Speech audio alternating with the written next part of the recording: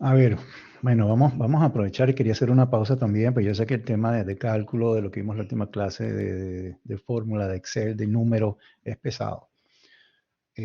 Sobre todo para el que no está acostumbrado a ese tipo de trabajo, ¿no? Ya ustedes, con calma, después que vean el video, yo les compartí por ahí el Excel.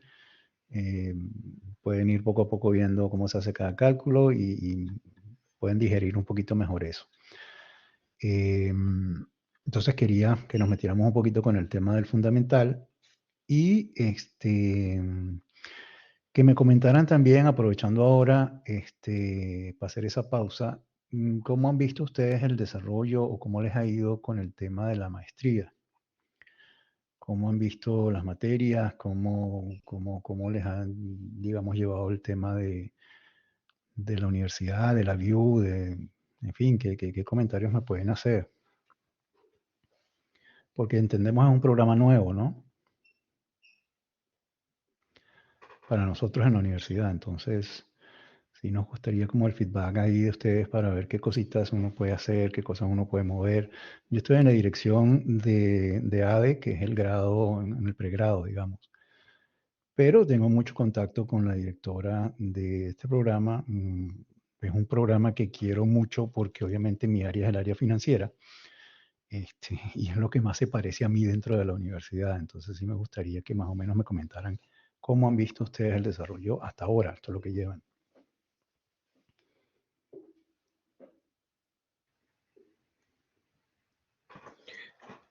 A nivel general, Ajá, no lo pregunta, ¿no? sí, sí. Pues yo pienso que las temáticas han sido adecuadas en los módulos también. Claro que en el segundo módulo de dirección estratégica financiera fue como muy corto las temáticas, ¿no? Pero pues las videoconferencias eran claras y iban al grano y le dan a uno las herramientas también para poder realizar los trabajos como usted lo está haciendo también. Y me parece que se ha estado llevando de forma pues práctica y también un poco de investigación. Perfecto. El tema, por ejemplo, de los horarios. Porque claro, nosotros tenemos un horario acá que son las 8 de la noche para nosotros, pero para ustedes entiendo que es en la tarde y creo que de alguna forma eso cruza con sus horarios laborales, ¿no? Lo digo porque a mí también me preocupa que estamos muy pocos aquí. Sí, el Sí, tema es ese, que la hora de 8 a 10 de pronto sí interviene allí en Latinoamérica por el tema laboral, sí, acá pero en el son las caso mío 4 yo estoy, de la tarde. en el, ca- en el caso mío yo estoy en España y pues a mí no me afecta mucho, pero sí Claro. que fuera un poco más temprano sería más viable. Que fuese, por ejemplo, a las 6. De la tarde, sí, de Lo 6 que a pasa es 8 que, dice. sí, lo que pasa es que eso sería ya casi que cerca del mediodía para ellos en Latinoamérica, entiendo, o sería como Y eso. una de una a dos, algo así. Quizás sería complicado Claro, para mira, ellos En- por el más tema acá. yo almuerzo, pienso ¿no? que de 7 a 9 estaría bien, ¿no? O sea, con mis compañeros, que la mayoría son de Colombia, somos pocos los de Chile, ellos sí les afecta más porque tienen 2 horas menos que nosotros. Entonces, las clases le caen como de 2 a 4. A mí me caen de Claro. Claro. 4 a 6. Entonces, claro, a veces no, si puedo conectarme directo y otras veces ya tengo que hacer Verlo en pasar verlo en la grabación, porque claro, está. claro, Porque sí, yo entiendo, y por la dinámica que nosotros tenemos aquí en la universidad, efectivamente, tenemos el recurso siempre del video de la clase, pero también entiendo que no es lo mismo, ¿no? Poder que No, no es ustedes lo estén mismo aquí porque y quedan dudas o algo y claro, y esta conversación que estamos teniendo en este momento, lo puedes hacer con la grabación. Entonces, eh, pues falta, me parece a mí un poquito también de eso. Muchos de ustedes ya tienen tiempo trabajando y tienen cierta experiencia, y la experiencia que ustedes traen al aula de clase enriquece mucho lo que son las discusiones que se generan o las cosas que uno puede plantear. Fíjense el compañero de ustedes que nos comentó, ya yo tengo un año trabajando con esto y nos hizo ahí algunas recomendaciones con el tema de las gráficas para el análisis técnico. Y, Sí, Brando. y claro, y en la medida en que pues estemos más, yo creo que eso enriquece un poquito pues lo que todos podemos Más la aprender. clase, claro. Porque aquí no solo aprenden ustedes, aquí aprendo yo también. De cada clase, ya yo tengo años en esto, pero de cada clase uno siempre se lleva algo de lo que aporta también el estudiante, sobre todo a niveles de posgrado. En niveles de pregrado quizás es distinto, ¿no? Pero a niveles de posgrado se da mucho eso. No, bueno, solo quería tener como que un feedback de ustedes. Yo no sé, Juana, si tienes algo más que comentarme. No, yo estoy contenta con lo que he visto. Perfecto. He actualizado concepto, había visto esto de las inversiones, pero hace muchos años atrás también. Entonces, y la modalidad también me acomoda por el tema de que ya uno se hace los espacios para el estudio, Sí, sí. porque a Es un veces poco más no, el estudiante es un poco más independiente en estos momentos. claro. Además, se espera que el estudiante tenga esas características. A ver, esto ha sido un cambio brusco. Yo creo que lo aceleró el tema del COVID, el tema de la pandemia. Como yo les comenté el primer día, nosotros tenemos ya, por ejemplo, en Colombia yo tenía ya tiempo trabajando con cursos virtuales. Sabíamos y teníamos claro en la universidad que eso era el futuro, sobre todo para nivel de posgrado, porque el tema de los horarios también es complicado moverse en la ciudad. Y ya habíamos empezado a trabajar con el Zoom, a transmitir clases, y sí nos dimos cuenta que en esa dinámica, pues el estudiante también tenía que tener ciertas características para poderse adaptar a eso. No todos, digamos, entran en esa dinámica porque hay gran parte del trabajo que queda del lado del estudiante. Y uno tiene que ser muy, muy responsable en el sentido de que uno tiene que ir, si yo no me puedo conectar a las clases, yo tengo que revisar la clase en otro momento, pero tengo que hacerlo. Entonces, por ejemplo, hay muchos estudiantes que no lo hacen. Entonces llegan a un examen o llegan a preparar un proyecto sin el conocimiento que deberían haber adquirido en esas clases. Entonces es complicado llevarlo así. Sí, por otro lado, hay estudiantes que ya se han metido en esa dinámica, han hecho varios estudios virtuales y tienen como que ya agarrado el estilo de poder estudiar por su cuenta e incluso pueden llegar a revisar el material de una manera más rápida.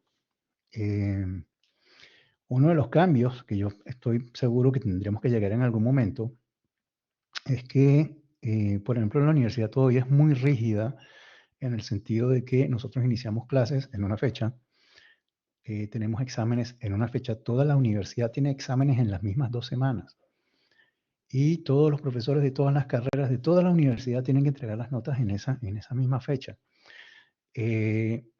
Un programa virtual debería permitirle al estudiante que yo hoy, si es que hoy me quiero inscribir en algún programa, iniciar hoy y arrancarlo a mi ritmo. Si yo en 2 semanas tengo listo, revisado todo el material que está en la plataforma, yo puedo someterme a mi examen en esas 2 semanas. O por el contrario, yo lo quiero tomar con calma. Yo voy a ir poco a poco, porque tengo solo un par de días a la semana que dedicarle. Y puedo someterme al examen a los 3 meses, pues lo hago a los 3 meses. Es decir, yo creo que los calendarios deberían adaptarse de alguna manera al estudiante, ¿no? Y todavía no hemos logrado eso. O sea, el camino que hay todavía por recorrer dentro de lo que es el desarrollo de la educación virtual, pero bueno, estamos en ese camino. Ojalá que lleguemos allí. A ver, vamos a ir iniciando entonces lo que nos toca. Cuando iniciamos el curso, yo les hablaba a ustedes de, primero, analizar el contexto, el entorno, qué cosas están pasando. Y hablábamos de la economía, hablábamos de, bueno, qué pasa con el tema de inflación, por ejemplo, cómo los gobiernos controlan la inflación, cómo los bancos centrales intervienen. Pero si lo vemos, por ejemplo, de cara al consumidor, cómo se está moviendo esto, quizá también es interesante porque eso nos da luces de cómo se pueden llegar a mover los mercados. Por ejemplo, esto es América Latina, pero acá, esta empresa, por ejemplo, Deloitte, ellos pues se dedican a realizar, a levantar información y tienen unos informes muy buenos. Yo les invito a que visiten esa página, Deloitte.com. Van a encontrar información interesante allí. Y nos comparten, por ejemplo, esto, un estudio de consumo navideño para el 2022. Esto es en España, pero también nos tienen para otras regiones. Entonces es interesante ver cómo se modifica el tema del consumo en unas fechas como estas. Cómo, por ejemplo, ha venido evolucionando el tema del ahorro, que es lo que ellos nos grafican aquí. Y fíjense cómo se relaciona y cómo reacciona. Lo que está en amarillo en la línea es la tasa que se paga de ahorro. Obviamente, a medida que suben las tasas, fíjense cómo se incrementa el monto del ahorro. O sea que hay una relación directa ahí, ¿no? Y es lógico que así sea. Cuando vimos en el tema de economía, hablábamos de que los bancos centrales pueden subir las tasas de referencia y las tasas de referencia van a aumentar todo el resto de las tasas de los bancos. Una de las tasas que manejan los bancos son lo que le pagan a los depósitos, que en ese caso es el tema de ahorro. Si hay más incentivo al ahorro por el aumento de tasas, pues eso va a incrementarse y así efectivamente se registra aquí, ¿no? Si se ajusta la tasa a la baja, también va a ir disminuyendo eso. ¿Cómo afecta eso, por ejemplo, el tema de la demanda de productos? Porque si aumenta el ahorro, disminuye el consumo. Y si disminuye el consumo, disminuye la demanda de productos y en consecuencia disminuye la actividad comercial en general. Y lo que se está previendo para el futuro es que nos enfrentemos a una época de recesión por pues el tema de la subida de las tasas, justamente. ¿Qué preocupaciones hay en general? Inestabilidad económica, 45%. Situación financiera personal. La primera va, en mi criterio, muy relacionada a la segunda. Y me imagino que por eso el porcentaje tan parecido, ¿no? El tema del cambio climático preocupa a la gente, sí, 28%. Incertidumbre política, 26%. Y luego vienen otras cosas. El COVID ya quedó por aquí abajo. Ya digamos que vamos pasando esa página, ¿no? Tendencias en la actitud económica del consumidor. Comodidad con su nivel de deuda actual. Confianza en el poder afrontar los próximos pagos. Previsión de un nivel de ingresos igual o superior al año siguiente. Posposición de grandes compras. Entonces, bueno, fíjense que aquí un poquito más de la mitad está pensando en posponer una inversión o una compra grande que pensaba realizar.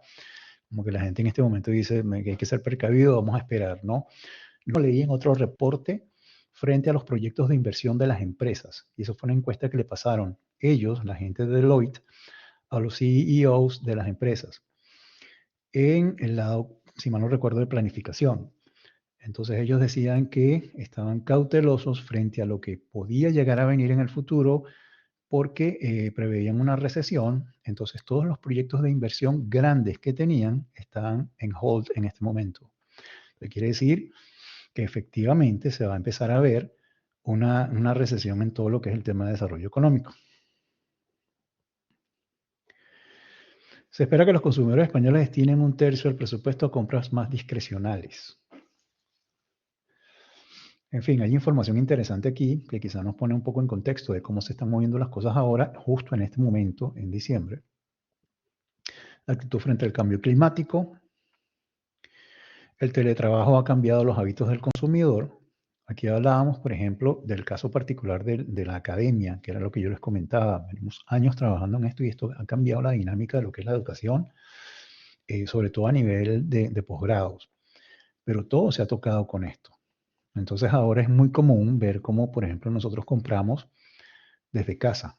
Entonces entramos en Amazon o entramos a alguna de estas plataformas y realizamos compras por esa vía. Antes quizá no lo hacíamos con tanta frecuencia. Eso ha aumentado y ha tenido un repunte increíble. En Estados Unidos sobre todo. Así que pues las empresas que de repente se están dedicando a eso a lo mejor pueden empezar a concentrar gran parte de la torta de lo que son las ventas del tema de comercio. Hay muchas grandes, por ejemplo, empresas que se dedican al tema del retail, que han ido cerrando sus tiendas físicas para dedicarse también a la venta online. O sea que el canal online en estos momentos pues pareciera que apunta a un gran desarrollo en el futuro. Los días más fuertes para las ventas en diciembre. Y entonces, bueno, aquí nos ponen un calendario donde más o menos nos hablan de cuáles son esos días. Esto que está por aquí me imagino que son los famosos Black Friday, sí, efectivamente. Los viernes esos negros que hacen promociones y entonces obviamente aumenta ahí el nivel de venta. Que es cierto, tienen esas promociones, bueno, eso es otra historia. Pero a la final logran su cometido, que es aumentar el nivel de ventas en esos puntos. Por eso ahí se ven los niveles en verde. ¿Cómo ha venido el tema del gasto en el hogar? Si comparamos en 2022 con 2021, pues más o menos estamos en el mismo nivel. No se ha registrado para 2022, digamos que una rebaja. Yo pienso que para 2023 sí se espera que quizás sea menos el tema del consumo. Y en fin, aquí podemos ver cómo se distribuye, por ejemplo, el gasto por las distintas categorías. En esta época, pues obviamente regalos, comida, viajes, ocio y restauración. Y aquí ya pues la intención de gasto en el mapa. Entonces vemos como la gran parte, que es lo que está en amarillo, está por debajo de la media. Cataluña, que está por aquí, está por encima de la media. Y bueno, eso más o menos nos da una idea geográfica de cómo se está distribuyendo y cómo se está comportando el consumo a nivel de todo lo que es la región del país. En fin, me parece que es algo bien interesante. Yo les puedo compartir esto, todo un PDF. Pero ¿qué pasa, por ejemplo? Nosotros vemos esto y esto es una realidad, es la realidad de España. ¿Qué pasa si nos vamos del otro lado? Entonces encontramos el regalo de Navidad más caro para América Latina, inflación más alta y tasas de interés. Los consumidores de esta parte del mundo se enfrentan a las fiestas más caras de los últimos años. Pero la cena familiar y los regalos siguen siendo sagrados en la región. Así se ajustarían los gastos navideños de los latinoamericanos. Entonces aquí hacen un análisis, pero obviamente de aquel lado del charco. El tema de inflación. Siempre en todo reporte que uno lee en estos días está el tema de la inflación. Ya entendimos que la subida de las tasas está relacionada a ese alto nivel de inflación, pero eso impacta también el tema de el consumo. Yo recuerdo, por ejemplo, que en el caso Colombia, aquí mencionan a Colombia, por cierto, las tasas que aplican a las tarjetas de crédito, lo que allá llaman la tasa de usura, es la tasa más alta que maneja la banca. Estaba cerca del 32% cuando yo salí de ella, yo creo que ahora está más alta. Eso es bastante, es mucho para los consumos por tarjeta de crédito que uno hace. Y gran parte de esas compras que de repente de Black Friday y diciembre se realizan con esos medios de pago. Entonces, al manejar un nivel de tasas tan alto, obviamente se reduce ese consumo, ¿no? Entonces, se espera que la inflación promedio en América Latina cierre en el 11.2. Parece que es el nivel más alto desde 1992. Esos son datos del Banco Monetario, del Fondo Monetario Internacional. Algunos países ya superaron esa marca. En Colombia está en el 12.5 y Chile en el 13.3. ¡Wow! Alto para ser Chile. Desde hace más de un año que los bancos centrales iniciaron un ciclo de alzas de tasas de interés, eso ya lo vimos y lo hemos hablado, lo hemos revisado aquí, el indicador de referencia en contratos y créditos. Ya en Brasil está en 13.75, Chile está en 11.25, que es el más alto en 24 años. Entonces imagínense la situación en que estamos, pues obviamente aquí ya nos hablan un poquito más de cosas. Esta es la inflación anual promedio de todo lo que es Latinoamérica y el Caribe. Nos hablan del caso México, cómo se mueve México. Obviamente México para el tema de Latinoamérica es importante por el tamaño que tiene, y el otro grande que tenemos en Latinoamérica es Brasil. Aquí nos hablan un poco también de Brasil. Pero bueno, toda esta información es interesante porque nos habla un poco de cómo ha sido la dinámica o cómo está siendo la dinámica en los mercados, cómo son los cambios que se han registrado en los patrones de consumo de la gente. Y a la final, cuando nosotros, por ejemplo, analizamos un Apple como empresa para poder invertir en sus acciones, seguramente esos niveles de consumo tienen mucho que ver con la demanda que pueden tener los productos que está produciendo esa empresa en este momento. Entonces, quizás en estos momentos no se puede llegar a vender tantos iPhone como se vendían antes. Y si nos vamos por esa línea, podemos ver entonces que cada empresa tendrá un impacto distinto. Entendiendo esto, pues el reporte es un poco largo, obviamente no tenemos tiempo aquí para leerlo, pero la idea es que nosotros podamos incorporar este tipo de cosas a los análisis que hacemos, ya no analizando gráficas en análisis técnico como tal, sino que esta parte es lo que se considera el análisis fundamental. Entonces, si yo, digamos, una vez que he revisado esto, me voy, por ejemplo, para acá, y digo, bueno, una de las empresas a las que le puedo apuntar es Amazon. Fíjense cómo se ha movido la cotización. De lo que estamos hablando, del cambio en los patrones de consumo, ¿qué pudiéramos nosotros esperar, por ejemplo, para una empresa como Amazon? Viene una recesión.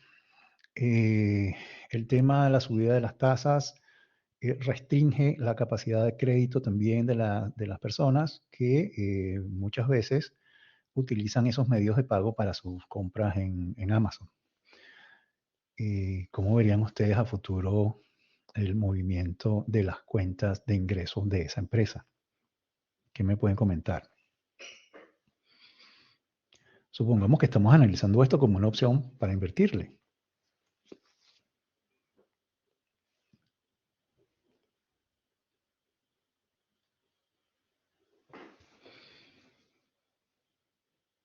¿Nada?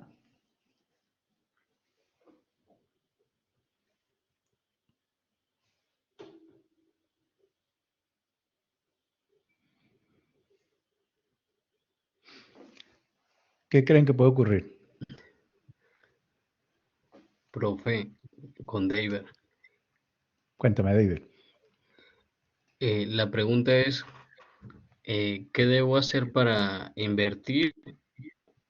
No, ¿qué creen que puede pasar con el comportamiento futuro de Amazon con lo que viene, con lo que ya más o menos analizamos del mercado, de los patrones de consumo?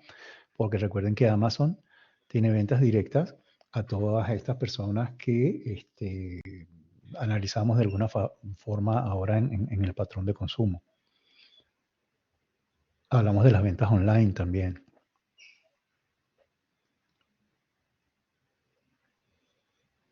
Sí, sí, lo que pasa es que cuando hay mayor demanda, como tú decías, si hay mayor demanda, hay menos oferta, ¿no? Entonces, si eso cambia, cambiarían el tema de las acciones de Amazon, ¿no? Sí. ¿Qué pudiera pasar? A ver, si efectivamente sigue aumentando el nivel de consumo dentro de los canales online, eso impactaría positivamente los resultados de Amazon. Hay un buen ¿Cierto? rendimiento, ¿no? Hay un Exactamente. buen rendimiento ahí en el tema de acciones. Porque aunque el mercado de alguna manera esté en recesión, ellos van a poder absorber gran parte de lo que es el comercio, porque la gente se está inclinando en estos momentos a realizar sus compras por esa vía. Los que sí de repente pueden estar muy, muy afectados son las tiendas físicas como tal, ¿no? Sí, total, porque Sin embargo, por otro lado también, el consumo en general se va a ver afectado por la subida de las tasas. Entonces se favorece el ahorro, pero ¿qué pasa con el consumo? Si me suben las tasas de la tarjeta de crédito, yo voy a ser menos propenso a meterme en Amazon y comprar algo, digamos, ¿no? Y eso también claro, puede afectar de manera sí, negativa puede el afectar, claro. comportamiento de Amazon. Entonces, fíjense, no, tengo que tener todo eso en consideración. ¿Cuál ha sido, por ejemplo, la evolución en términos financieros de Amazon? Entonces vamos a meternos aquí en financieros, a ver qué está pasando con esto. Y aquí nos da un resumen. Esto es TradingView. Y nosotros tenemos aquí, por trimestres, cómo ha venido evolucionando, por ejemplo, los ingresos, que es el azul, la barrita azul. Tenemos el ingreso neto, que es la barrita verde, que casi ni se ve. Fíjense que para este nivel tan grande de ingresos, apenas tienen este pequeñito de utilidad neta. Recuerden que hay 3 niveles de utilidad y incluso más. La utilidad bruta, la utilidad en operaciones y la utilidad neta. Y en naranja, la línea es el porcentaje o el margen de utilidad, que es una medida porcentual. Aquí está en el 2.85, aquí está en el 10, bajó luego al menos 3, es decir, ahí estaban ya en nivel de pérdidas. Y ahora están en el 2.2%. Si lo vemos en años, la historia quizá nos cambia. ¿Qué es lo que pasa si lo vemos en trimestres? Obviamente hay unos movimientos porque hay meses buenos, hay meses malos dentro del año y ahí se ve esa fluctuación. Sin embargo, si lo vemos en los acumulados del año, entonces sí podemos ver el resultado por cada ejercicio. Y vemos cómo efectivamente ha venido incrementándose año a año el nivel, por ejemplo, del azul, que es el nivel de ingresos, tanto como el porcentaje de la utilidad. ¿Qué tenemos aquí abajo? Estas son cifras que vienen sacadas del balance general, el balance de situación financiera. Y tenemos total de activos. El total de activos es la barra otra vez aquí azul. Y lo enfrentan al total de pasivos. Se han mantenido más o menos constante. Si yo veo la barra azul, el nivel de activos. Si lo veo anual, también me aumenta. Entonces, el nivel de activo, fíjense cómo año a año viene creciendo. Eso quiere decir que la empresa ha venido creciendo en tamaño. Recuerden que el total de activos es el volumen, el tamaño de la empresa. Pero la barrita roja es la deuda, que tampoco es muy buena. Pero en proporción, fíjense cómo en el 2017 el rojo estaba a nivel casi del nivel de activos. Y esa proporción ha venido disminuyendo. Fíjense que ahora en el 2021, que es el último dato que tenemos, la barra azul sí es un poco más grande que la roja. Y eso es lo que mide la línea morada que está acá, que es el porcentaje de deuda por activo. Y eso ha venido disminuyendo. O sea, el nivel de deuda en general de la empresa ha venido disminuyendo. Sin embargo, su nivel de activo ha venido aumentando. Eso habla bien del resultado, ¿no? El flujo de caja. Yo no sé si ustedes vieron el tema de la contabilidad, pero el flujo de caja tiene 3 niveles. Uno es el flujo de caja de las operaciones, que refleja cuál es el dinero que se genera de la operación propia del negocio, es decir, de la venta y compra de los productos que esta empresa está vendiendo en sus plataformas. Y vemos como, bueno, ahí tiene, vamos a verlo de manera anual también. Entonces, fíjense cómo ha venido generando flujo positivo de sus operaciones. Eso está bien. Luego tenemos el flujo de la inversión. El flujo de la inversión es el flujo que se destina o que obtengo del movimiento del activo fijo de la empresa. Si yo invierto en compra de maquinaria, equipo, edificios, vehículos, en fin, voy a tener un flujo de caja de inversión negativo. Pero en una empresa que está en crecimiento, eso es normal, eso está bien. Entonces, yo no sé en qué niveles está aquí, pero sí está el de inversión. Fíjense que está negativo, menos 24 aquí. Aquí está negativo menos 59 y aquí está negativo menos 58. Es decir, ellos han venido invirtiendo y eso se refleja obviamente en el tamaño del activo aquí arriba. Fíjense cómo una cosa se relaciona con la otra, ¿no? Entonces, esto ha venido bajando a niveles negativos, fíjense que está a niveles negativos y eso es normal que sea así porque la empresa está creciendo. El tercer nivel del flujo de efectivo es el de financiamiento y como lo dice su nombre, refleja cuál es el efectivo que proviene o que se destina a la deuda y al patrimonio o capital social de la empresa. Es decir, si tenemos emisión de acciones, nuevo capital, aquí vamos a tener en el verde una entrada.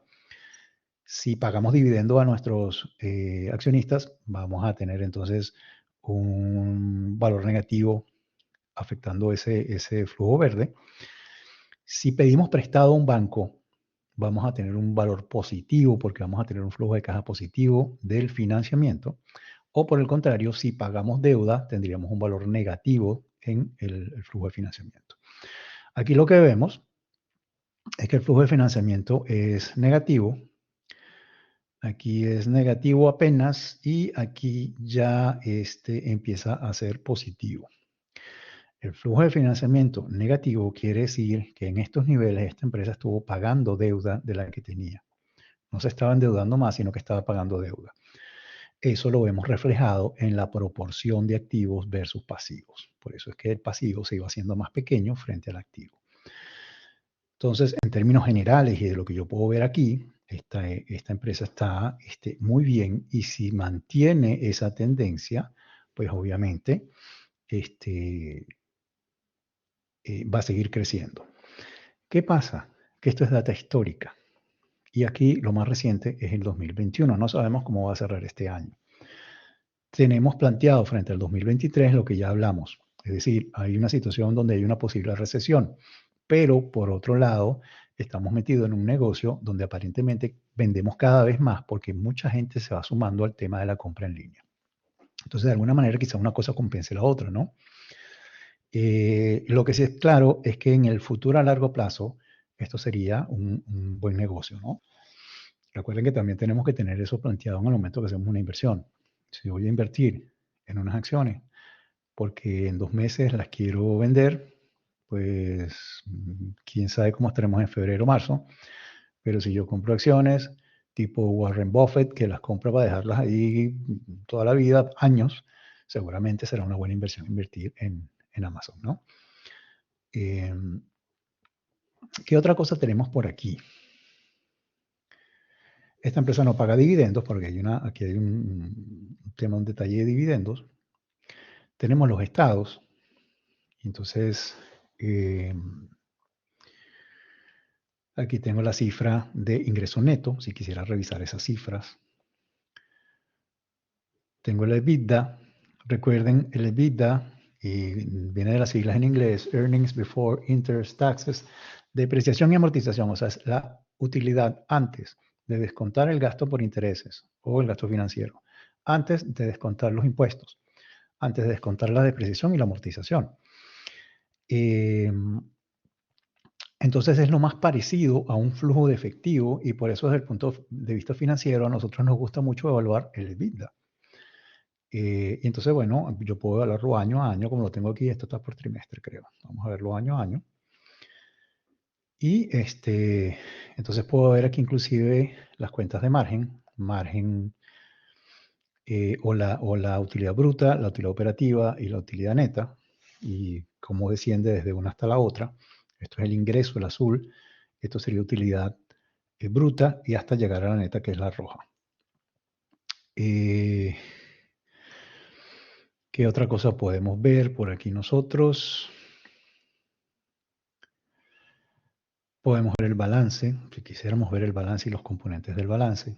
Total activo, qué está dentro del activo, entonces cuál es el activo corriente y cuál es el pasivo corriente. Si quiero ver las partidas del circulante, lo que compone lo que llaman aquí en España el fondo de maniobra o lo que llamamos nosotros del otro lado el capital de trabajo de la empresa. Puedo ver aquí los componentes del flujo efectivo. Ya vimos el análisis, digamos, en los totales del flujo en la gráfica, pero si quiero ver los componentes, lo puedo ver en detalle aquí. Y puedo, entonces, irme más aquí y ver, por ejemplo, el tema de noticias. ¿Qué noticias hay de Amazon específicamente? Y entonces puedo revisar todo lo que está allí, si hay algo que de repente pueda impactar a la empresa como tal. Y entonces ya caeríamos aquí a lo que es el técnico, que esto ya sí lo hemos visto. El técnico es el análisis de la gráfica y aplicar todos esos niveles de Fibonacci, en fin, todas esas cosas que vimos a las gráficas y que podemos obtener de allí. Entonces, ellos aplican una cantidad de, dime, David. Profe, una consulta. Tú nos estás mostrando la página de TradingView, ¿no? Algo así. Sí, En esta página también se puede crear cuenta como Invets y la que sí, el juego este que hicimos también. Hacía algo similar, igual, para ver la gráfica. sí, tal cual. Ahorita te muestro la gráfica. De hecho, yo aquí estoy en mi Ah, cuenta vale. y es una cuenta gratuita. Puedes pagar y lo que te van a quitar son la publicidad que aparece por ahí, ¿no? Yo diría que Ya para sí, para lo que queremos así la sí, podemos usar. sí, porque por Entonces, ejemplo, perdón, profe, por ejemplo, en el simulador que estamos haciendo el juego, yo iba a ver las noticias y de una vez me apareció un pantallazo que tocaba cancelar 4 meses, algo así. no, no, Y no, no. entonces, Por eso yo no me meto allí. De hecho, la aplicación gráfica que tienen, que también es muy completa, me parece que es más complicado, me parece que es más sencillo verlo en el por Investing. investing, sí. Yo por ahí lo estoy Eso. viendo un poco y ahorita que vi también trading, Entonces puedes eh, verlo por acá o por el Investing y una vez que hagas tu análisis y tomes la decisión, entonces si te vas allá a la plataforma del ujú. juego, vamos a suponer que quisiéramos comprar aquí Amazon y entonces compramos, hacemos la compra. Así lo he trabajado yo siempre. Y por ejemplo, el Entonces, gráfico ujú, perdón, profe, ¿el gráfico se toma cuando hacemos la compra o ya finalizando el juego? y cuando haces la compra, si lo Ah, vas a tomo poner en tu Instagram, el gráfico, ¿no? Y ahí se puede cuando haces descargar la como compra. imagen, ¿no? Sí, o le haces un copy a la pantalla. Un pantallazo. Ah, Sí, vale. y ya. Y entonces sencillamente me dices, bueno, ¿qué análisis le hiciste a la gráfica y por qué tú considerabas que eso podía llegar a subir o a bajar? Y ya, es eso. A ver, entonces fíjense, aquí Ujú. están todos. Aquí está el MACD, por ejemplo, está el estocástico, eh, está el RSI que está por aquí arriba. Y entonces ellos como que hacen varios medias móviles, en fin, varios índices, hacen como un promedio de todo lo que sacan y entonces sacan un resumen. Entonces, ¿qué nos dicen los osciladores? Neutral. Ni comprar ni vender. Los osciladores no nos ayudan aquí. En general, vender. Ellos recomiendan vender, según el análisis técnico. Y las medias móviles nos dicen también que se debería vender. Esa es la recomendación que nos da el análisis técnico. Eso es para un día. ¿Qué pasa si nos ponemos una frontera de una semana? Pues más o menos estamos en lo mismo. O para un mes, entonces tampoco se mueve. ¿Qué podemos más ver aquí? El pronóstico que ellos hacen. Entonces, fíjense cómo ellos nos hacen. Esta es la gráfica que está ahora y ellos se atreven a hacer un pronóstico de cuáles pueden llegar a ser los niveles que puede alcanzar esa, esa acción, ¿no? Entonces puede llegar a un máximo de 86. de 86%, que sería un 170 en el precio. Es decir, a este nivel por acá más o menos. Que yo me imagino que lo están montando con este máximo que tienen aquí. Y puede llegar a bajar también. Entonces, eso más o menos me da una idea a mí de, bueno, qué valores de repente puede llegar a tener esto. Y los analistas que revisan esta información dan también, ellos hacen como un promedio también, aquí están hablando de 53 analistas que están dando opinión aquí y recomiendan compra. Y fíjense que la flecha está casi en el máximo. Esto es strong buy, o sea, que hay que comprar aquí, es lo que recomiendan ellos, ¿no? Entonces, fíjense cómo, pues, yo puedo hacer un análisis incorporando lo que es el fundamental a el tema de las acciones y entonces, en este caso, y esto es particularmente lo que yo haría, yo me arriesgaría a invertir, por ejemplo, en Amazon. Aun cuando tengo, vamos a ver ahora el gráfico, en el overview, tengo esto, y aquí puedo ver los niveles en el gráfico, pero si quiero aplicar los indicadores y tener un gráfico más detallado, le doy aquí donde dice ver esto que está en azul, ver el gráfico avanzado. Entonces le doy allí y me va a abrir el gráfico avanzado. En el gráfico avanzado, entonces yo sí puedo jugar con los indicadores y tal, ¿no? Igual que hacemos en Investing. Entonces aquí tengo indicadores, ya yo tengo puesto por defecto el Bollinger y el de aquí abajo creo que es el estocástico. Entonces, claro, como bien nos indicaban ellos, los osciladores, el estocástico es un oscilador, no me dice nada porque está en el medio. Recuerden que el oscilador, las señales me las da cuando toca aquí abajo o cuando toca aquí arriba. Si está en el medio no me dice nada. En el caso de Bollinger, pues igual, cuando toca arriba o cuando toca abajo, y está en el medio. Entonces es como complicado, ¿no? En este caso, por esa vía. Nosotros pudiéramos, vamos a eliminar el estocástico y vamos a meter otro.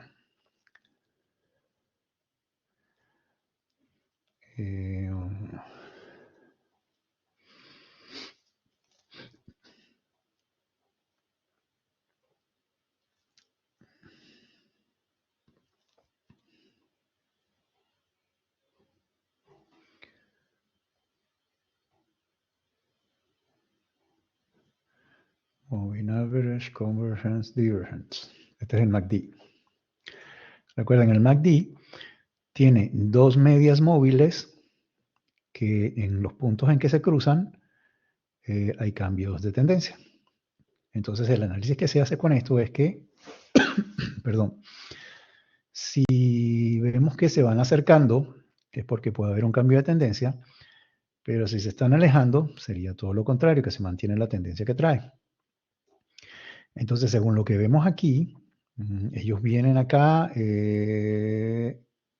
aquí casi que tocan y efectivamente sube un poquito, cambia la tendencia, pero que vuelve y se separan.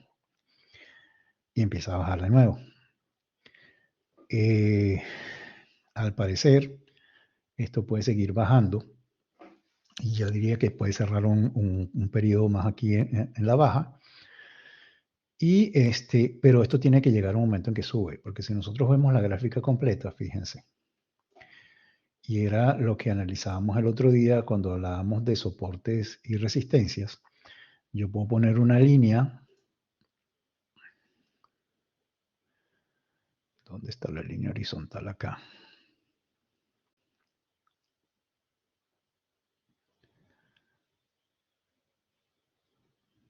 Aquí.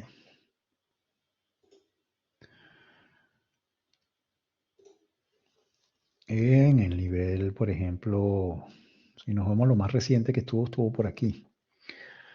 Entonces ahí tiene un punto donde tocó su punto máximo, digamos, en el último periodo. Esto está desde octubre y llegó a este nivel. Entonces, que digamos, él puede llegar a subir hasta allí. Yo puedo poner otro nivel más abajo que es aquí.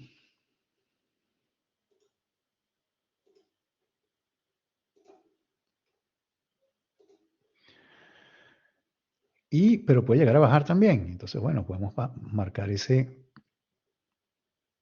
nivel también. que sería una línea horizontal aquí abajo. El punto más bajo que llegó creo que fue por aquí. Entonces fíjense, si él sigue bajando, todavía tiene para tocar hasta aquí, porque ese es el punto de referencia del valor mínimo que tomó en la historia reciente que tiene. Y si por el contrario se devuelve, tiene bastante espacio para subir. Yo diría que eso puede llegar a subir y de repente entonces yo me arriesgo y me meto en el tema de Amazon. Entonces esa pudiera ser una estrategia. Recuerden, aquí yo no estoy analizando solamente la gráfica. Aquí me fui hasta el consumo, patrones de consumo, cómo se están moviendo las ventas online. Estoy metiendo una cantidad de cosas en el análisis, no nada más la gráfica. Se dice que el análisis técnico no es mejor que el fundamental, ni al contrario, sino que se complementan. Yo no puedo analizarlo solamente con la gráfica y olvidarme de lo que está pasando alrededor, porque a veces un fundamental me puede matar un análisis técnico. Es decir, yo puedo enfocarme nada más en la gráfica, veo una entrada y digo, voy a comprar. Pero paralelo a eso está saliendo una noticia que por alguna razón afecta negativamente a la empresa y la acción automáticamente cae. Entonces, pues tengo que siempre hacer un balance ahí entre lo que es el técnico y el fundamental. Entonces, bueno, ya desde ahí sería ya sí venirme para acá, meterme, bueno, yo no estoy metido aquí, esto es de ustedes, pero dime, David. Profe, una consulta. ¿El tema de las acciones tiene que ser necesariamente comprar acciones de Estados Unidos? ¿Se pueden comprar de otro país también? No se puede solo, mira, si nosotros vemos aquí settings, aquí me lo debe decir. Aquí está el Nasdaq y Nueva York, básicamente. ¿Ok? El juego, pues es un juego americano y ellos lo limitan a... Pero sin embargo, ese es el mercado bursátil más grande del mundo. Así que tienes el Nasdaq y la bolsa de Nueva York ahí, y eso es, créeme que ahí tienes suficiente con qué jugar. Sí, las claro. empresas de otros países pueden cotizar en la bolsa de Nueva York, sí, a través de lo que se llaman los ADRs. Los ADRs es un derivado, es un paquete de acciones donde una empresa, por ejemplo, de Chile, puede agarrar 20 de sus acciones, meterlas en un paquete, formar lo que se llama un ADR y eso negociarlo en la bolsa de Nueva York. Entonces deja 25 acciones que van a estar en depósito y se puede negociar en la bolsa de Nueva York. Hay varios ADRs de empresas latinoamericanas cotizando allá en Nueva York. Y esa sería una manera, digamos, de invertir en una empresa latinoamericana en el mercado norteamericano. Y yo me puedo meter por aquí, que era lo que iba a hacer. Bueno, la compra, ya ustedes saben cómo se hace la compra.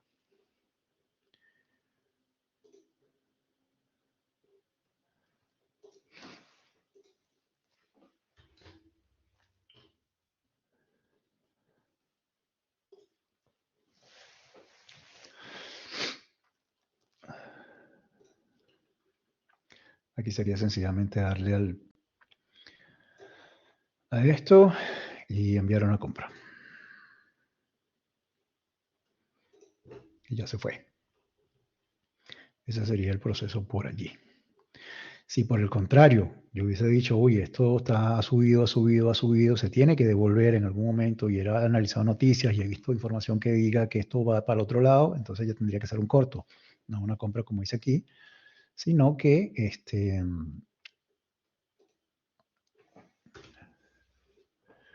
en ese caso tendría que irme por aquí y venta en corto. ¿Ok? Entonces, bueno, más o menos esa es la dinámica por ese lado.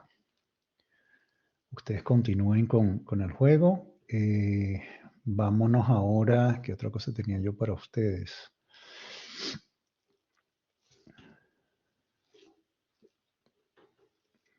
Esto no.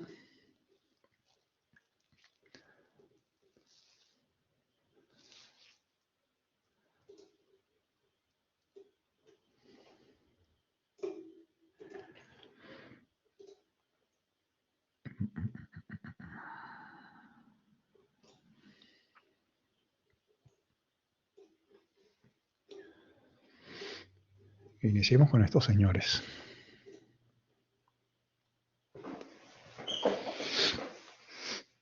¿Cómo va el juego?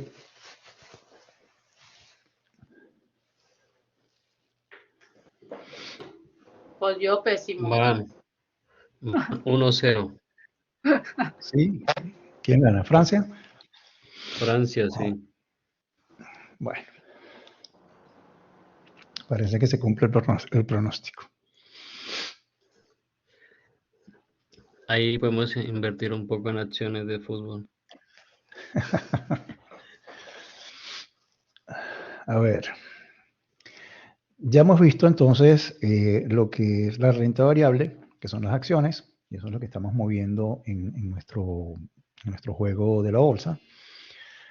Pasamos también por el módulo de lo que es la renta fija o los bonos, donde vimos pues toda la teoría que hay detrás del tema de la renta fija. Vimos cómo hay una relación entre las tasas de interés y los precios de la renta fija, vimos las calificadoras de riesgo, cuáles son las escalas de calificación, vimos lo que es el riesgo país. La clase pasada estuvimos viendo cómo se puede calcular la rentabilidad de un bono aplicando conceptos básicos de lo que es la matemática financiera. Y entonces ahora entramos dentro del mundo de lo que son los señores derivados. Yo les había adelantado en un video que les compartí, que se llama Inside Job, que es un documental que hizo la gente de Sony Pictures, donde nos habla de cuál fue pues el desarrollo de esa última gran crisis financiera que se vivió en el 2008. Y digamos que parte de la culpa de ese desarrollo de crisis fue por estos señores. En realidad por el mal uso de los productos derivados. En principio, los productos derivados se negociaban en los mercados OTC.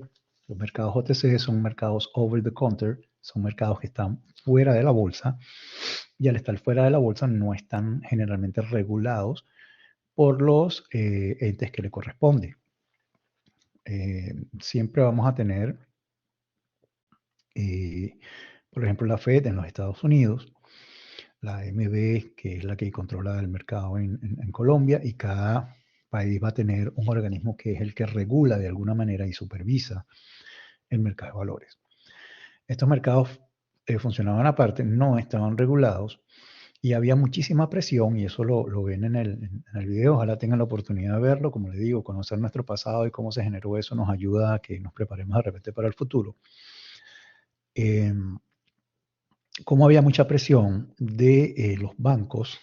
Los bancos son conglomerados muy grandes y muy poderosos, sobre todo en los Estados Unidos, para que no se regulara el manejo de esos mercados. Entonces, bueno, al final resultó lo que resultó, pero entendamos ahora qué son estos productos derivados y por qué existen, ¿no? Un derivado es un instrumento financiero cuyo valor depende de otro activo. A menudo estos activos, que en los CCO denominaremos subyacentes, están constituidos por instrumentos de cotización pública en el mercado de valores. Sin embargo, pueden depender prácticamente de cualquier variable. A ver, es un instrumento que su valor depende del valor de otro activo.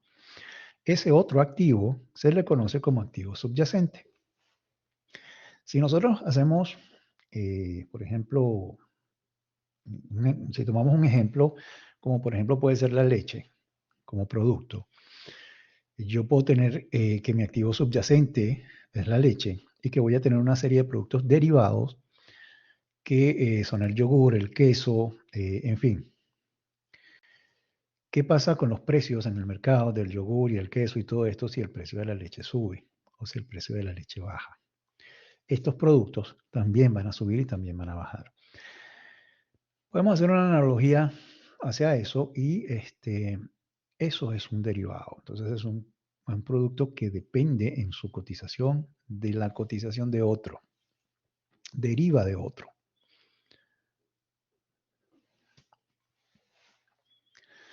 Entonces, ¿qué necesitamos entender acá o qué, digamos, elementos debemos tener en consideración?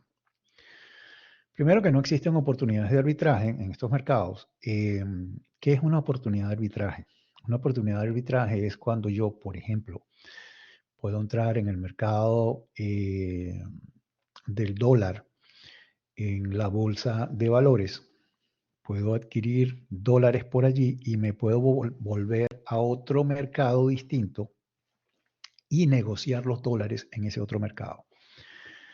Eso es lo que se conoce como una oportunidad de arbitraje, cuando yo puedo tomar ganancia tomando un producto en un mercado y vendiéndolo en otro. Generalmente las oportunidades de arbitraje se cancelan, las cancela automáticamente el mercado. Es decir, si yo puedo tomar un producto financiero de un lugar y venderlo en otro, todo el mundo va a empezar a hacer lo mismo hasta que por oferta y demanda ambos precios se llegan a un equilibrio y se borra o se elimina la oportunidad que pudiera existir de arbitraje. El valor presente neto de las transacciones financieras es igual a cero. Recuerden que yo puedo valorar un activo financiero sencillamente descontando su flujo de efectivo, trayéndolo a valor presente. Si dos portafolios generan el mismo flujo de caja, implica que valen igual. Es lógico. Viene del mismo principio. El valor de un activo es el valor presente de su flujo de caja. Si los flujos de caja son los mismos, pues el valor de los activos será también igual. Conozcamos entonces, yo creo que la figura más sencilla que hay dentro de los instrumentos derivados, los famosos forward. ¿Qué es un forward? Y es un instrumento que seguramente ustedes van a utilizar mucho en el manejo de la planificación financiera de sus empresas.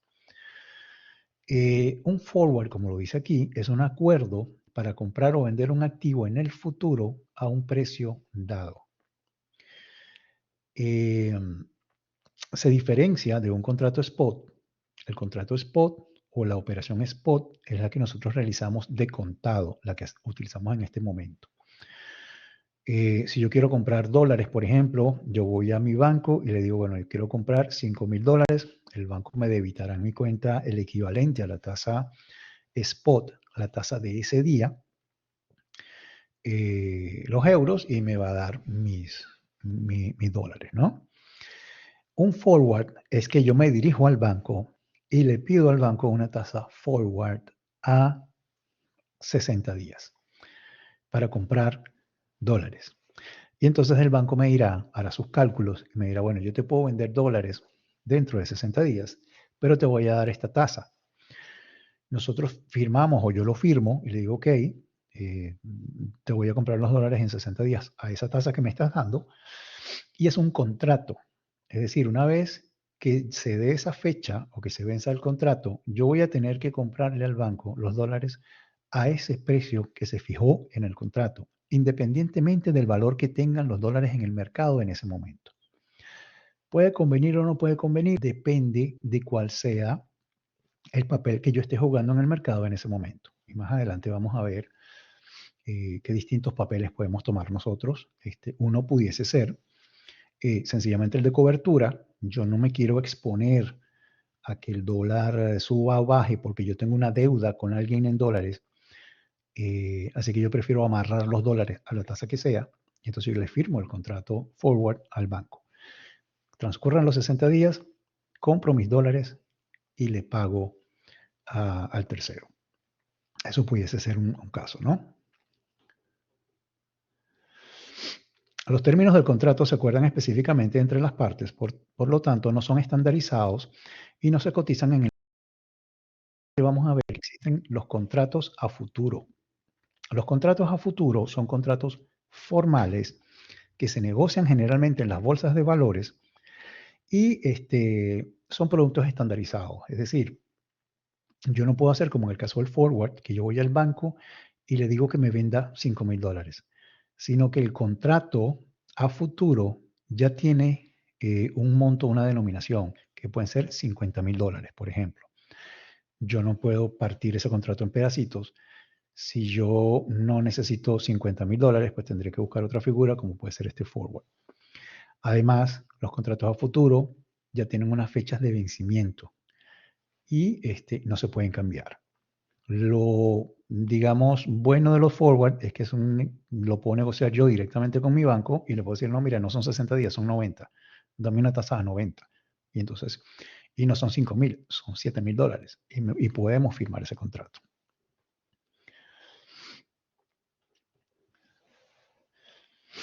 Una de las partes del contrato asume la posición larga. Obviamente, la posición larga es, pues, en este caso, yo que le estoy comprando al banco el forward.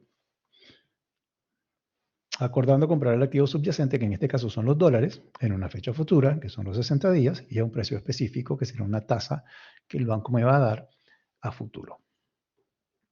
La otra parte, en este caso el banco, asume una posición corta, acordando venderme a mí, el activo o los dólares en esa fecha a ese precio. El precio de entrega es lo que se conoce en la teoría de los derivados como el delivery price. Y es el precio que se establece para el activo subyacente al vencimiento del contrato. Es decir, esa es la tasa que me va a dar de cambio el banco a los 60 días. La tasa de cambio hoy es la tasa de cambio spot.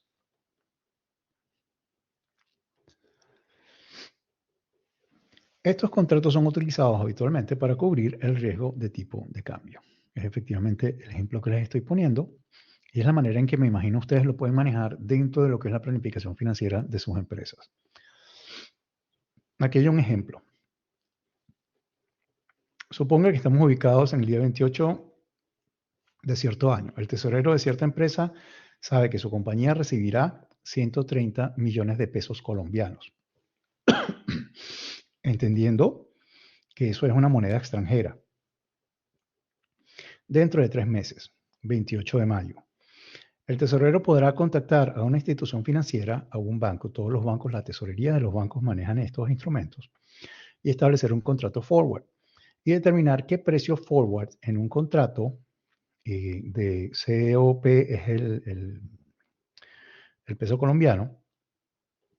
Entonces me dicen que es de 0.76, me dan una tasa a esa fecha. Y acuerda vender 130 millones de pesos a esa tasa.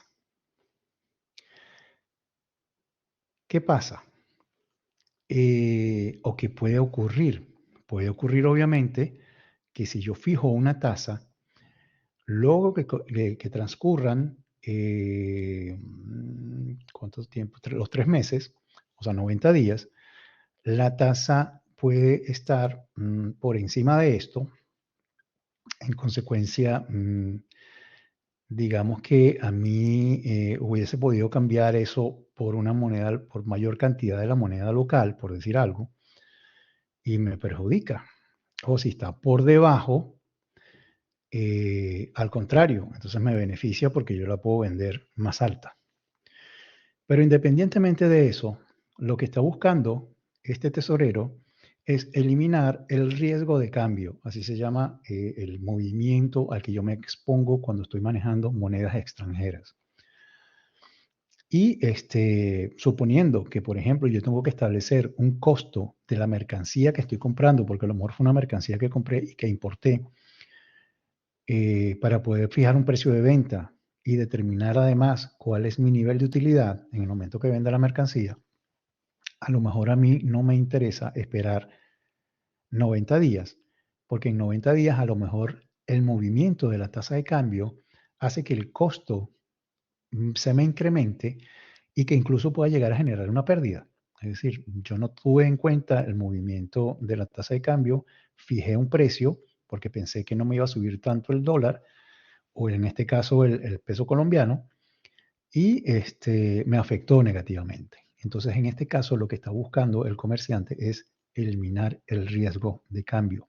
Esa operación es lo que se conoce como hedging dentro de la jerga de las finanzas, o cobertura, una operación de cobertura.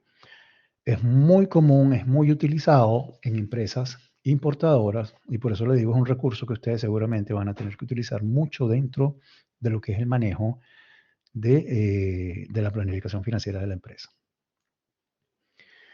En el caso anterior, la empresa posee un contrato forward corto en pesos colombianos, acordando vender a la institución financiera 130 millones por la tasa.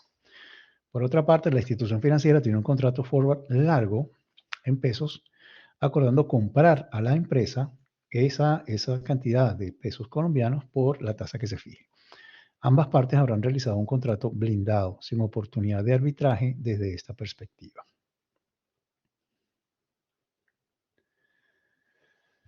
El precio forward para un contrato vigente es el precio de entrega que aplicaría si el contrato fuera rescindido en algún momento específico de la vida del contrato. Es importante destacar que el precio forward y el precio de entrega o delivery price no son lo mismo. A ver.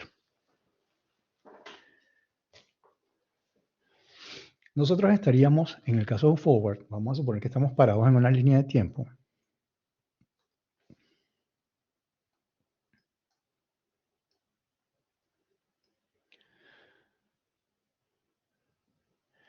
Vamos a pactar una operación aquí hoy,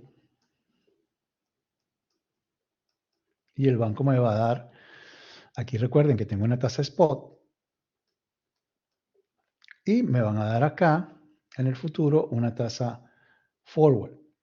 Y esa tasa forward, por ejemplo, es el 0,769. Esta es la forward. Es decir, el precio al que yo voy a negociar esa moneda extranjera en el momento en que se vence este forward. En la medida en que yo me muevo en el tiempo, porque este forward yo lo puedo negociar. Yo puede ser que por alguna razón necesito flujo de caja para mi empresa, y otra de las cosas que puedo hacer es negociar entonces el forward. Entonces lo puedo vender aquí. ¿Cuál será el valor de este forward aquí? Entonces, obviamente, sería tomar este valor y descontarlo, llevarlo aquí a una tasa de interés y calcular un valor presente para determinar cuál sería el valor en este momento. Obviamente, este valor va a ser diferente o distinto al valor en el vencimiento. ¿Ok? Eso es lo que me están diciendo aquí. A medida que yo me acerque, si yo lo vendo aquí, el valor va a estar más cercano a esto porque me estoy acercando en el tiempo ya a la fecha de vencimiento. Si me lo vendo aquí, más cerca a 0,76 estará, pero siempre voy a tener que descontar y calcularlo aquí. Si llegó el vencimiento, entonces ya los precios, tanto precio del forward y precio de entrega, coinciden, serían lo mismo. O sea, en el momento en que esto llega aquí.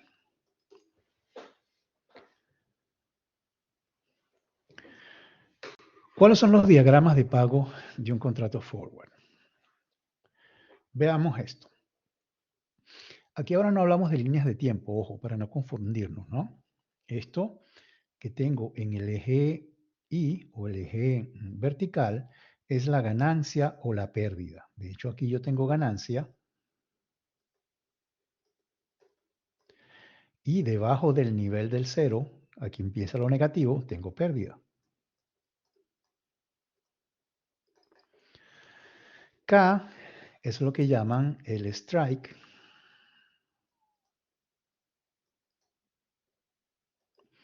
o el delivery price, el precio que se acuerda a vender o que se fija como precio de intercambio. La tasa forward que nos dieron, por ejemplo, en el caso de los dólares. ¿Qué pasa, por ejemplo, si yo tengo de este lado, es una posición larga? Yo estoy en una posición donde yo le compro al banco un forward para adquirir unos dólares y el banco me dice te los vendo en ese momento acá. Ese es el precio que establecemos de intercambio al final, el strike, el delivery price. Vamos a suponer que esto es 100. ¿Y qué pasa si llegada la fecha, los 90 días, el precio cae por aquí? Vamos a suponer que cae en 75, por decir algo. Si el precio cae en 75, suceda lo que suceda, ya yo tengo un contrato firmado con el banco y yo voy a tener que comprar los dólares a 100. Quiere decir que si yo compro a 75 y yo llevo esto por aquí, voy a tener una pérdida de este tamaño, por aquí por los valores negativos. ¿Ok? De hecho, si el precio al vencimiento cae por debajo de 100, todo esto que está aquí, yo lo podría llegar a perder. Pero ¿qué pasa si es la situación contraria? Y es quizás ahí a donde estamos apuntando si estamos tomando la posición no de cobertura. La posición de cobertura o de hedging, lo que quiere la persona es quitarse de la cabeza la preocupación por la tasa de interés. Ellos van por la tasa de cambio. Él va a fijar su tasa ya en 100, ya sabe que va a tener que pagar los dólares en 100 y con esa tasa de cambio calcula sus costos de venta, calcula el precio de su mercancía, en fin. Se quitó de encima la preocupación por esa variación. Pero por otro lado, si yo estoy entrando en este mercado como especulador, yo lo que quiero es ganar plática. Si yo estoy en la posición del especulador, entonces a lo mejor yo esto lo que estoy apuntando es a que suceda lo contrario aquí, es decir, que el precio, por alguna razón, por algún análisis que yo estoy haciendo, yo estoy considerando que va a llegar a subir mucho más y que va a llegar, por ejemplo, a 120. Si se cumple mi predicción, entonces cuando se venza el contrato, yo voy a pagar los dólares a 100 y obviamente me voy a ganar la diferencia. Y voy a estar aquí arriba dentro del área de ganancia, porque voy a estar registrando aquí ya valores positivos. Eso es lo que puede ocurrir. ¿Ok? Entonces, fíjense, yo puedo tener ahí distintas posiciones, ya las vamos a ver más adelante, pero una de ellas puede ser hacer cobertura o otra de ellas puede ser buscar una ganancia sencillamente por especulación. ¿Qué pasa si tengo, porque es que yo puedo tener dos posiciones? Esto es en el caso de que es el comerciante que va a hacer un pago en dólares y quiere amarrar un precio en dólares. En el mismo caso, ¿cuál sería el caso, por ejemplo, del banco?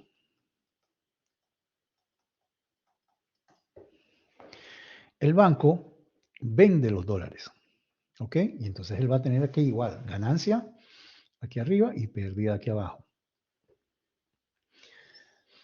Si el precio cae por aquí abajo, acuérdense que esto fue 100 lo que se pactó, y el precio está por abajo, él va a poder venderme a mí a 100. Puede ir al mercado y puede comprar los dólares más baratos y ganarse la diferencia. Y va a estar generando ganancia. Es la situación totalmente contraria a la del que compra el forward, ¿no? El que lo vende. ¿Qué pasa si cierra a 120? Si cierra a 120, él va a tener que buscar los dólares en el mercado, pagarlos a 120 y vendérmelos a mí, porque así lo pactó, a 100. En consecuencia, va a generar una pérdida. Va a estar por aquí del lado negativo. ¿Sí? Creo que es sencillo. No es complicado entender esto.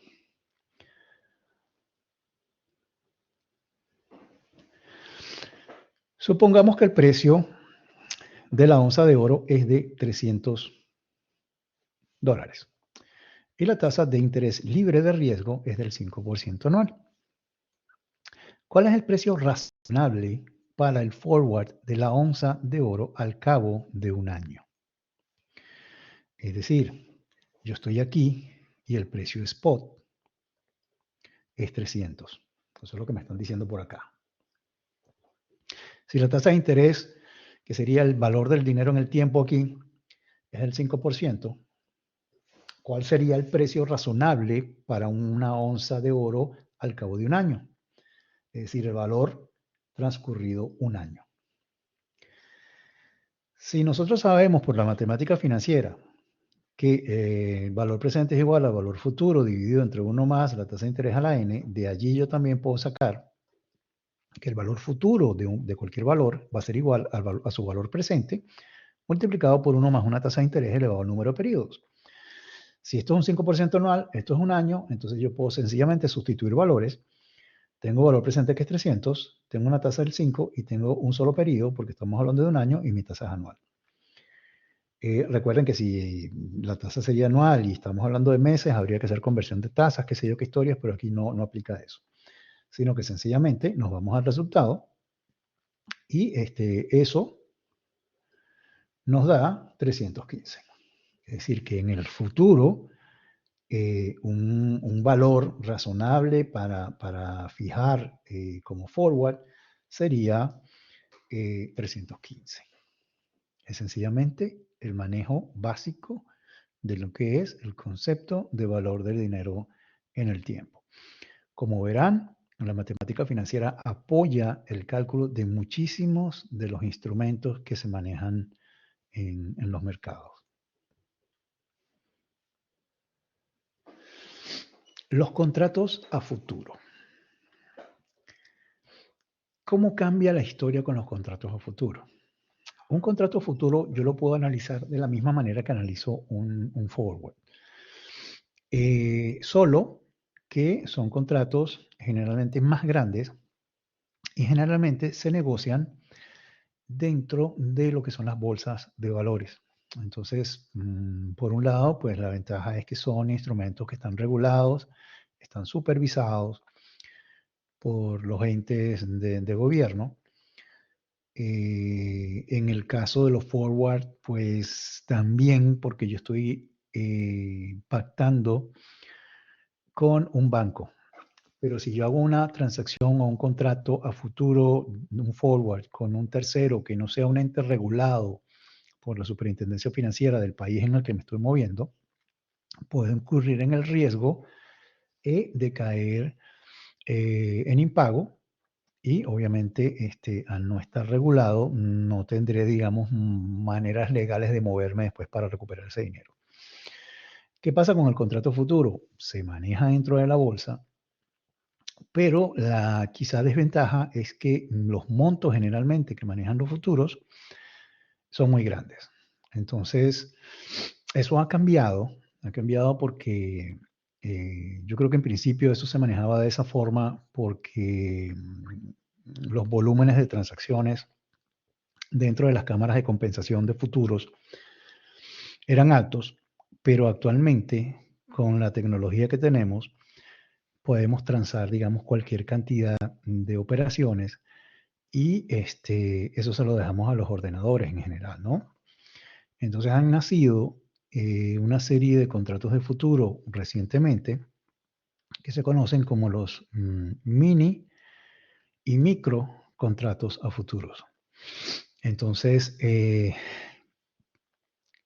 permiten a inversionistas pequeños poder entrar a ese mercado de futuros.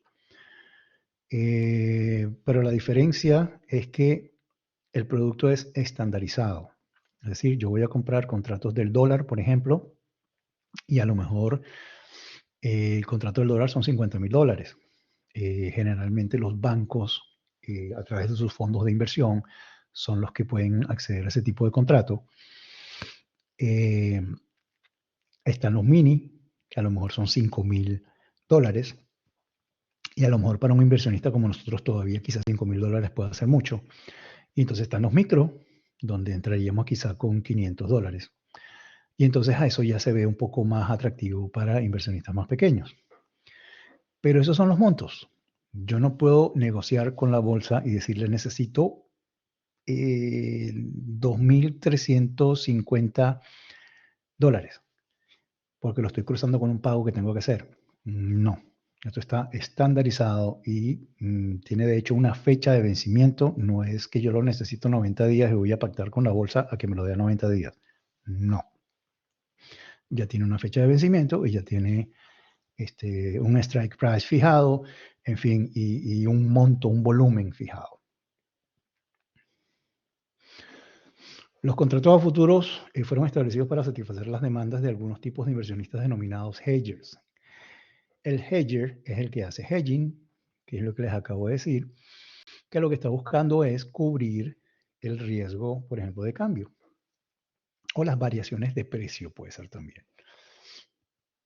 Los contratos a futuros se utilizan muchísimo en el mercado de commodities. ¿Qué es un commodity? Un commodity viene del common, de inglés, y es algo que es común. Un producto que es común, como por ejemplo puede ser el azúcar, el petróleo, el oro, la plata, en fin, hay muchos. Y por ejemplo, el que produce azúcar no te puede vender hoy una tonelada de azúcar. Tiene que despacharla, tiene que producir, tiene que cosechar, tiene que hacer un montón de cosas en su proceso y quizá con suerte te puede poner una tonelada de azúcar en 3 meses en un puerto que tú digas.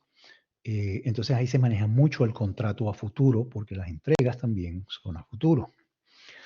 Entonces hay dos figuras también importantes dentro de los contratos.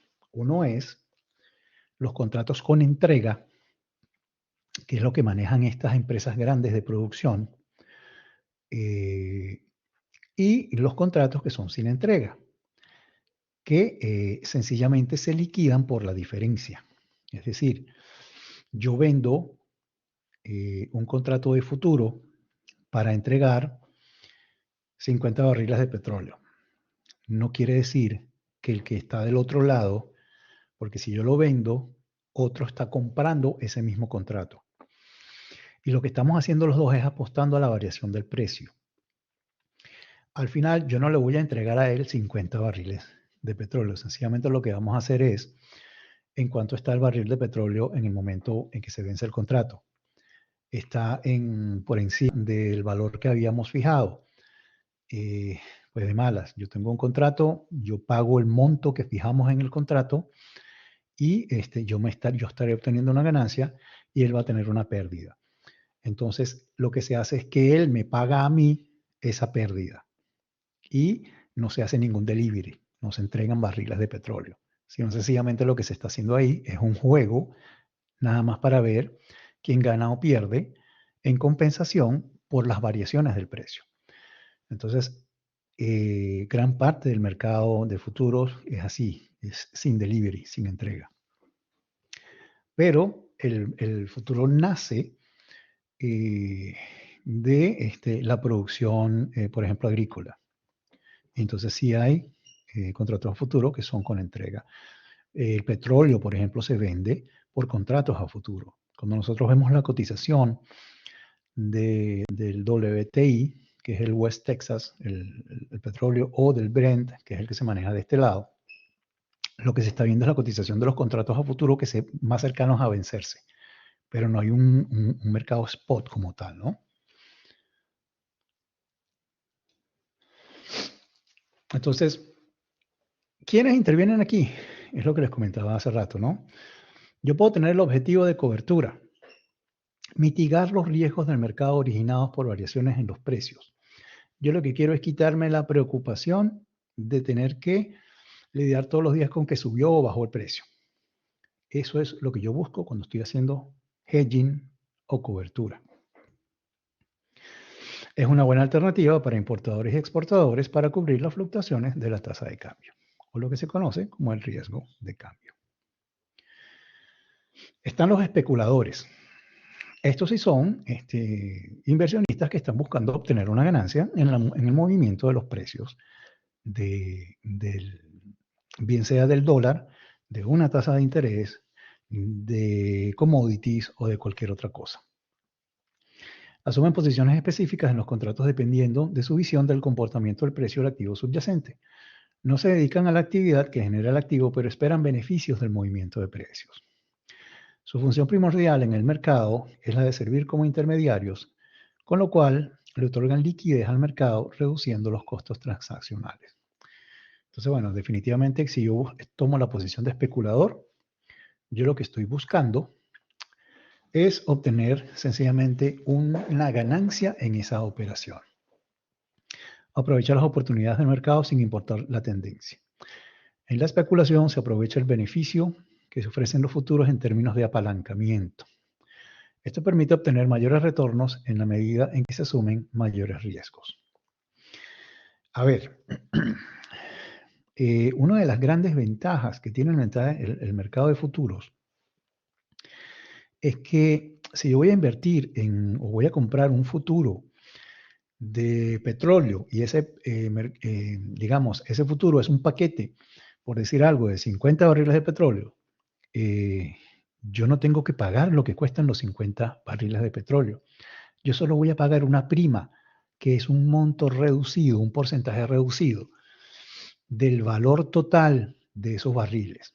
Es decir, entonces yo puedo apostar al cambio del volumen que representa el valor de los 50 barriles solamente colocando una porción de dinero muy pequeña. A eso es lo que se conoce como apalancamiento dentro del mercado de los futuros. Entonces, fíjense la gran diferencia que tiene versus el mercado spot o el mercado de acciones directo.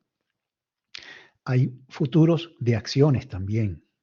Entonces, yo puedo invertir, por ejemplo, en un grupo de acciones grande solamente colocando un porcentaje pequeño que sería la prima que tengo que pagar por optar a ese contrato a futuro.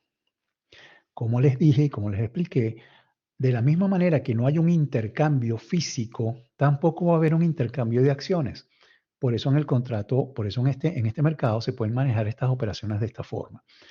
Lo que se hace es que al final, si yo estoy comprando un contrato futuro de acciones, hay otra punta que está vendiendo el mismo contrato a futuro y al final lo que hacemos es que hacemos un balance, vemos cuánto se movió el precio. Si yo perdí, entonces el monto que yo perdí se le paga a la otra punta y ya, pero no hay intercambio de acciones.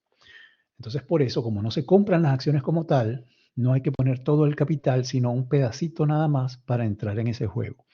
Entonces, eso es lo que se conoce como el apalancamiento y uno de los grandes beneficios que hay para poder invertir dinero. Ojo, yo voy a invertir un bloque grande de dinero solamente colocando un poco de dinero, ¿no? Pero así como estoy aumentando la proporción de lo que invierto, de la misma manera aumenta el riesgo al que me estoy exponiendo. Porque si las cosas no salen como yo las estoy previendo, la pérdida que me puede llegar a generar eso también va a ser de igual proporción al capital que estoy manejando en esa apuesta, por llamarlo de alguna manera. Arbitraje. Recuerden que les comenté arbitraje y qué es el arbitraje. Entonces, son los que tienen la capacidad de asumir posiciones en dos o más mercados, aprovechando las ventajas de corto plazo de un precio del futuro no adecuado para el valor del activo subyacente. Es decir, yo puedo tomar una posición en un futuro de una acción que por alguna razón me están dando un precio futuro que yo considero está muy por debajo de lo que puede ser el desarrollo de esa acción en el mercado de acciones. Y puedo decir, bueno, voy a comprar ese contrato futuro, voy a esperar, compro las acciones en el mercado que yo sé que van a estar más baratas y puedo obtener entonces ahí un beneficio porque ya estoy fijando una venta a un precio hoy más alto. Entonces, si puedo obtener un beneficio tomando un mercado de futuros y yéndome al mercado del spot, del mercado real de acciones, y veo diferencias ahí en precios para poder obtener una ganancia, eso es lo que se conoce como el tema del arbitraje. Ahora, fíjense lo que dice abajo, que fue lo que les comenté hace rato, las oportunidades de arbitraje no pueden durar mucho tiempo. A medida que los arbitrajistas compran el activo a precios más bajos, Las fuerzas de la demanda harán que el precio suba. De esta manera se equilibran los precios en el mercado y desaparecen gradualmente las oportunidades de arbitraje. Las oportunidades de arbitraje se cancelan automáticamente. Entonces, en resumen, el objetivo del arbitraje, aprovechar las imperfecciones en los mercados mediante la operación simultánea en dos mercados. Posibilidad de arbitraje del mercado de futuros y el mercado de contado, o entre el mercado de futuros y el de derivados OTC. Acuérdense que OTC es over the counter o un mercado fuera de bolsa. Yo puedo, de hecho, aprovechar oportunidades de arbitraje si negocio, por ejemplo, dólares en futuros, que es en la bolsa, y por alguna razón puedo obtener con un banco un contrato forward con un beneficio en la tasa. Sencillamente entro en un mercado, pacto en el otro y la diferencia de los precios me la gano. Eso no es así, porque como ya les dije, las oportunidades de arbitraje se cancelan automáticamente y es muy difícil a veces tomarlas. Pero hay quienes están monitoreando los mercados todo el tiempo buscando eso.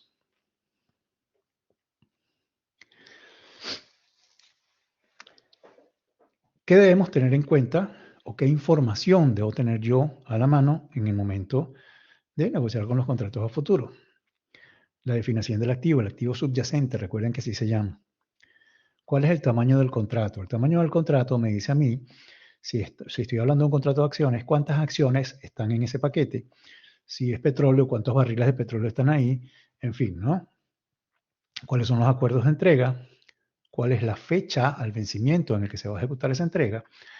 ¿Cuál es el precio que se va a negociar, obviamente, a futuro?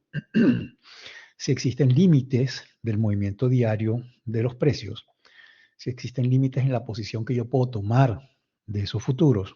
Hay mercados donde yo no puedo tomar más de X cantidad de dinero en mercados a futuro. ¿Cuál es la entrega?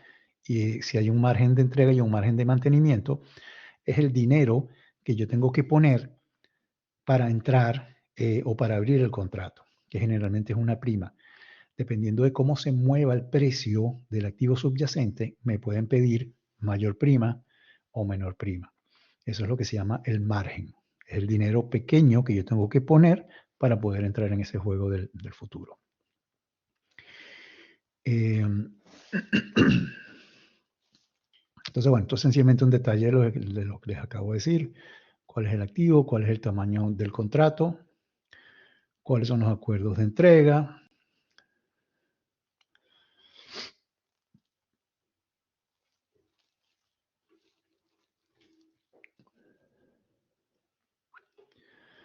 Aquí está lo del tema de los márgenes.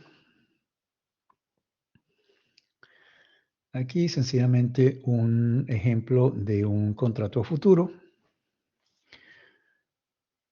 Esto fue de la CACOF. La CACOF fue un proyecto que nosotros tuvimos en Venezuela. Esto es un ejemplo que tomé por ahí, muy viejo. Era la Cámara de Compensación y lo traje porque quiero hablarles de la Cámara de Compensación. ¿Qué es la Cámara de Compensación? Que es como el árbitro que funciona dentro del mercado de futuros. Está en el medio de las dos puntas, del que vende y el que compra el contrato.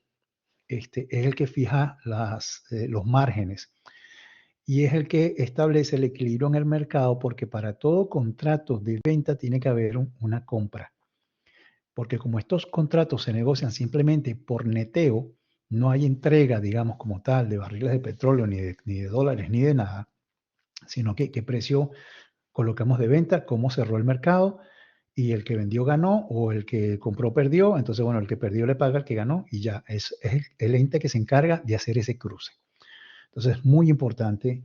Esto lo vemos mañana, vemos el detalle de esto y entramos en lo que me interesa, que es el tema de las opciones, que es el otro instrumento derivado que vamos a ver y que también se negocia muchísimo en los mercados financieros y que a diferencia del contrato a futuro, como lo dice su nombre, me da la opción de comprar o de vender un activo en el futuro. Es decir, yo puedo llegar a ejercer esa opción o no. En el contrato a futuro está pactado un precio y cuando llegue la fecha de vencimiento, pase lo que pase, yo tengo que pagar ese precio. En la opción no, en la opción yo solo tengo la opción de ejecutarlo. Dependiendo de cómo estén las condiciones del mercado en ese momento, yo ejecuto o no ejecuto la opción. Pero ya eso lo hablaremos entonces el día de mañana. Yo creo que por hoy pues los dejo descansar, porque yo sé que esto es pesado, tanta teoría junta. Y mañana continuamos entonces con opciones. ¿Alguna pregunta? No, por el momento todo claro, profe. Muchas gracias. Perfecto. Bueno, Juana, Juliana, Laura, ¿están por ahí o se me fueron al juego? No, No, aquí Bueno, gracias. entonces nada, Ay, Dios. traten de descansar y mañana nos vemos. Misma hora, mismo canal. Ok, Seguimos. Bueno, gracias. muchas gracias. Buenas Un noches. abrazo. Buenas tardes. Chao. Chao, chao. Chao.